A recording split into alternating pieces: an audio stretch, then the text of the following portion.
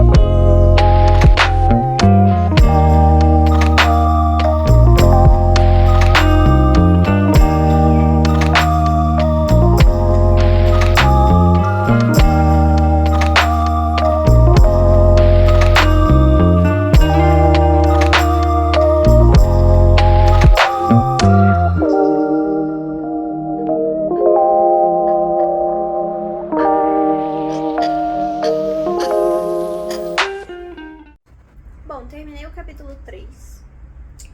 E para dar um contexto geral para vocês, Nicara teve 2 guerras da Papoula. Basicamente o país vivia em guerra o tempo todo. E no geral o que acontece na história é que Runin, ela era uma órfã de guerra, de uma dessas guerras da Papoula. E ela foi adotada, só que esses pais adotivos são terríveis com ela. Eles querem forçá-la a se casar com um cara, porque eles querem ter o livre contrabando de ópio. E esse cara, se eu não me engano, ele era o chefe das importações. Só que pra fugir desse casamento, pra ela ter outra condição de vida, poder se livrar do cara, ela basicamente ficou estudando para a academia.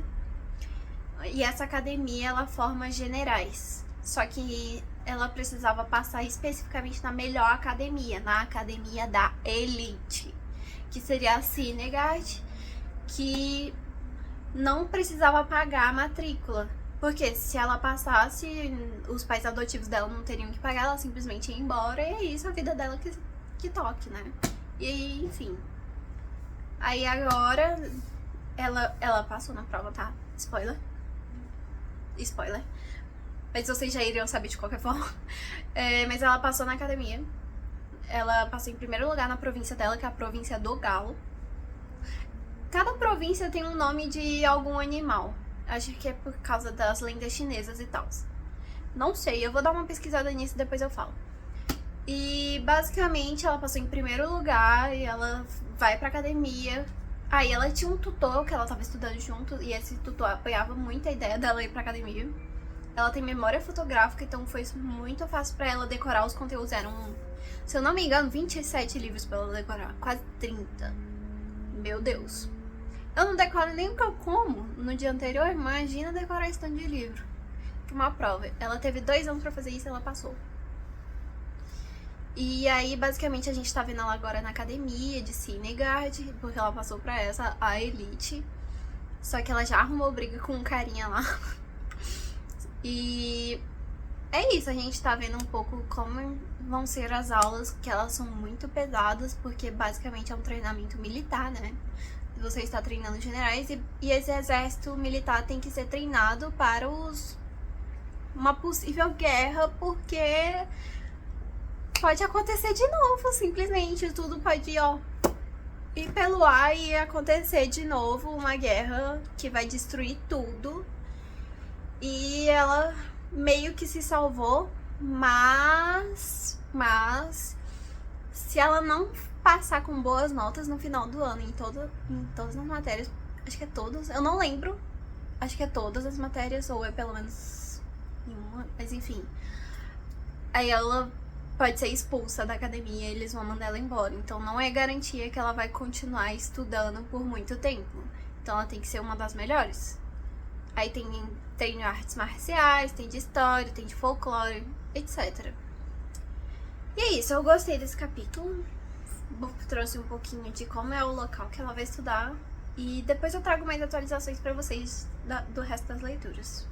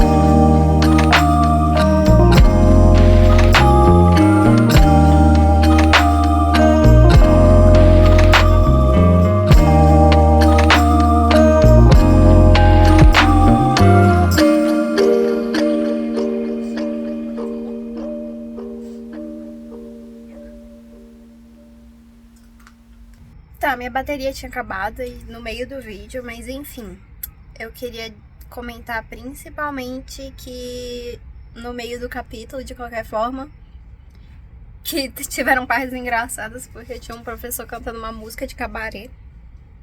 Muito bom. Ele apareceu do nada. Ele parecia meio louco, mas não sei. Às vezes ele tem uma história por trás. Enfim, e eu também queria dizer que esse capítulo tá mostrando muito parte das aulas, mas das aulas principalmente combate, e o quanto eles estão treinando bastante. Deve ser cansativo pra caramba, imagino que sim, mas ainda não. Eu senti que não teve uma descrição direta da Nin, falando o que ela tava sentindo com essas aulas, só um pouco da... Teve umas partes que sim, mas outras mostram mais de forma geral os alunos, então eu tô interessada pra saber o que ela tá pensando sobre isso, sobre as aulas e tal. Então, vamos vendo no resto do capítulo.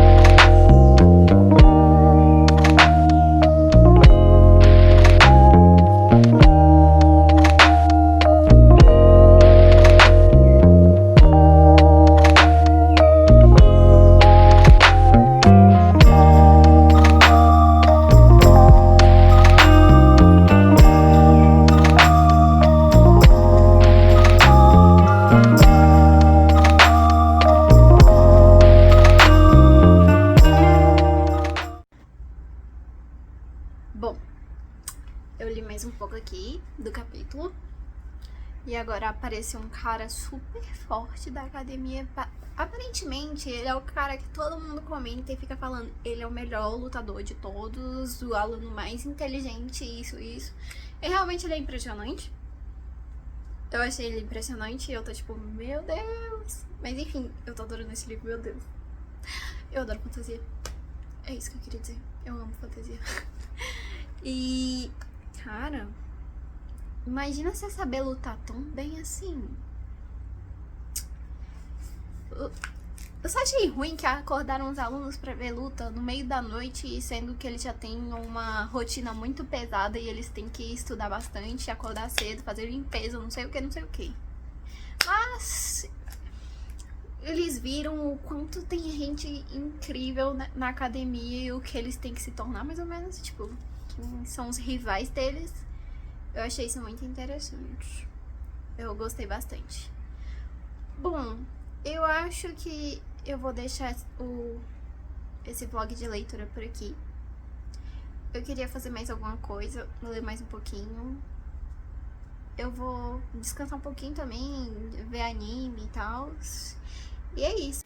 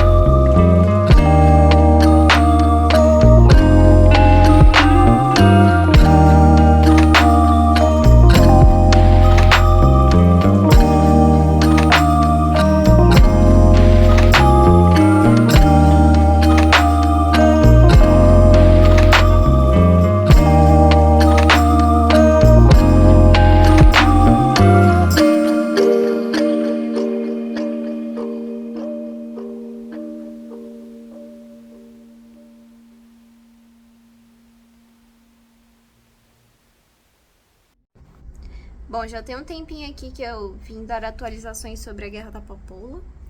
Então, basicamente, eu já tô na reta final do livro. Entrei em 80%. Tipo, eu não tava conseguindo ler direito aí do nada. 80%. Aí eu li umas 100 páginas ontem, é isso. Mas aí, aconteceu muita coisa até agora. Eles entraram em guerra. Eu tô na terceira parte do livro, que ele é dividido em 3. E começou a guerra. Aí... Isso vai ser um spoiler, tá? A Rin teve acesso aos deuses. Ela virou uma xamã com treinamento do Jiang, que era um dos professores de Sinegard. Porque ela virou uma aprendiz dele depois que ela passou nas provas com louvor. Que ele é o professor do folclore. Só que aí ele ensinou ela a virar uma xamã. E ela tem acesso à deusa da Fênix. Que é a deusa da fúria, a deusa da raiva, e ela ajuda ela a liberar fogo. Sim, fogo. E já nessa segunda parte mostra que começou a guerra, tá um caos em Sinegard. E basicamente a Rin conseguiu usar durante o primeiro ataque, que foi na escola dela. O primeiro ataque foi na escola dela, em Sinegard. E nesse ataque ela conseguiu usar o fogo, só que tava de maneira totalmente descontrolada. Ela conseguiu conversar com a deusa. Sim, tem esse que não só da guerra, né? Tem o que dos deuses que você tem acesso no país. As pessoas acreditavam em xamãs e em deuses antigamente.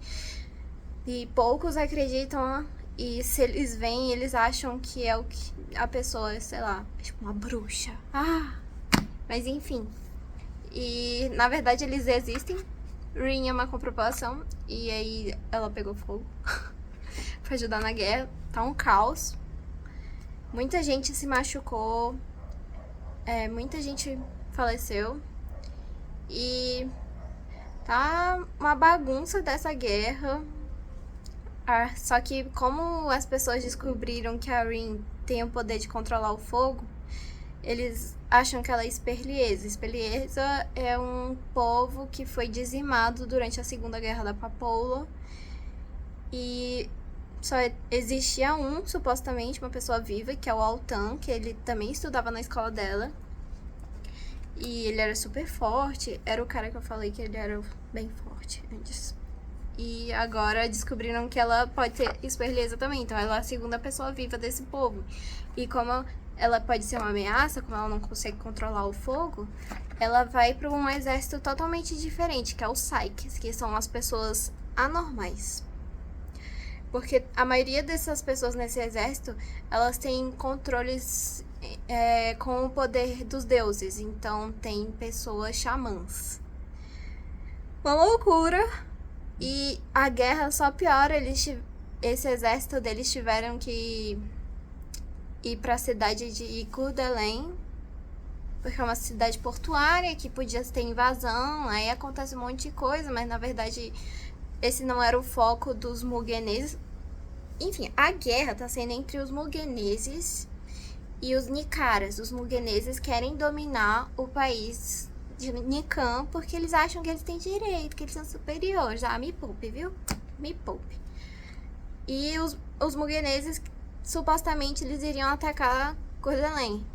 Mas não era isso. Na parte que eu cheguei do livro, eles descobrem que eles queriam atacar o principal ponto, que é o interior do país. Então, nossa, eu tive tantas imagens horríveis da guerra, porque tem abuso sexual, tem mutilação. Nossa, e teve uma cena que eu fiquei... que nojo. E durante esse meio tempo que eles estavam em Coeur d'Alene, estavam tentando proteger o povo, que a guerra continuou. E a Rin tava tentando ter acesso à deusa de novo, porque ela não tava conseguindo. E ela tava com medo de controlar esse fogo. O fogo, ela achou que era super perigoso. Ela não queria ser dominada por um deus. Mas ela, ao mesmo tempo, ela anseia por poder. O que é muito interessante ver. Só que na última parte que eu vi, que eu tava lendo, ela tinha uma mulher... É porque normalmente essa parte dos deuses, você tem acesso a ele quando você esvazia sua mente ou quando você tem um sentimento forte. No caso dela e do Altan, porque como eles são Esperlieses, eles têm acesso a Fênix. Então, os dois têm acesso ao fogo. Eu achei bem interessante isso, inclusive. Só que tinha uma mulher e tudo isso aconteceu na mente dela, tá? Tudo isso, o acesso aos deuses é meio que você se conectar mentalmente com o mundo espiritual. E aí ela descobriu que tinha uma pessoa totalmente aleatória, assim, mais ou menos, no mundo espiritual, que estava se passando na cabeça dela, que era uma mulher, que estava tentando proteger ela dessa deusa, a Fênix. Porque a Fênix só deseja ira, só deseja raiva. Ela estava tentando proteger a Rin de não se deixar levar por uma deusa e ser consumida por isso. Mas aí um cara lá que também faz parte do exército dela, do Psyche, que é o Chang Han, ele é o adivinho. Então ele conseguia entrar na mente dela pra eles saberem o que estava acontecendo. Aí eles descobriram essa mulher, eliminaram. E aí provavelmente agora ela vai conseguir usar esse poder. E todos eles foram pra cidade de Golden East, que é o interior, que foi atacado, na verdade, que era o ponto principal que os mugeneses queriam atacar. Esse livro tá sendo uma loucura, mas uma loucura interessante. Eu tô tipo, adorando. Ele é bem desenvolvido, ele vai indo aos poucos pra ir do ponto da guerra, os ataques. No começo parece que vai ser um livro tranquilo até, mas na verdade depois mostra o lado sombrio e cruel da guerra. Então eu vou continuar lendo aqui, depois eu digo mais pra vocês. Eu não sei quando eu vou terminar. Já tem um tempinho que eu tô lendo esse livro, mas ocupadíssima na faculdade. Mas é a vida, né? Então é isso.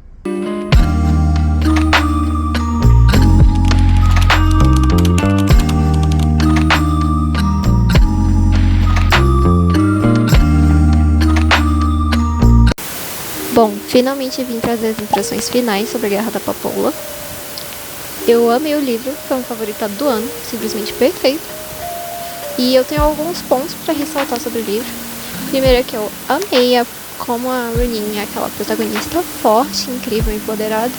Mas ao mesmo tempo eu gostei de ver que ela tem essa força porque ela é alimentada pelo ódio e pela raiva. E normalmente a gente é contra ver protagonistas assim, que tem esse ódio e de certa forma acabam se transformando em vilões. Mas ela vai lutar pelo povo dela através desse ódio.